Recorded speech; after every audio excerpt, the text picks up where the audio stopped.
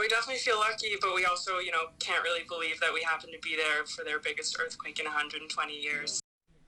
San Francisco residents caught in the chaos of a deadly earthquake in Morocco are making their way home tonight as the country begins 3 days of national mourning.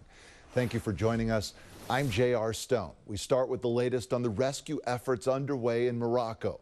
The death toll stands at more than 2,000 victims as a result of the 6.8 magnitude quake which struck Friday night. Thousands more have been injured. Many terrified Moroccans are spending the night on the street, too afraid to return to their homes.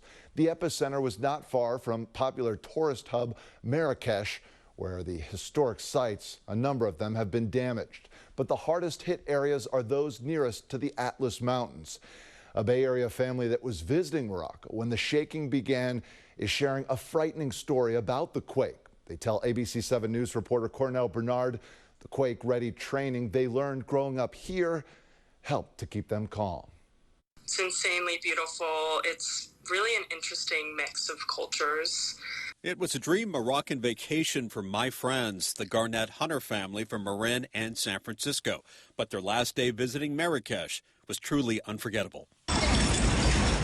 This was the terrifying moment the 6.8 magnitude quake struck Morocco late Friday night. It was the scariest earthquake I've ever lived through. Christina Garnett and daughter Natalie say they feared their 3-story hotel would collapse. Me and my mom were just looking at each other, and then suddenly we're like, we got to run to the door because we've been training for this our whole lives. We're from San Francisco. We've lived through earthquakes and we know about earthquakes, but there's still a few seconds where you're like kind of in disbelief. Many ran for safety from homes and restaurants. The epicenter about 45 miles south of Marrakesh, the heaviest damage in Morocco's Atlas Mountains.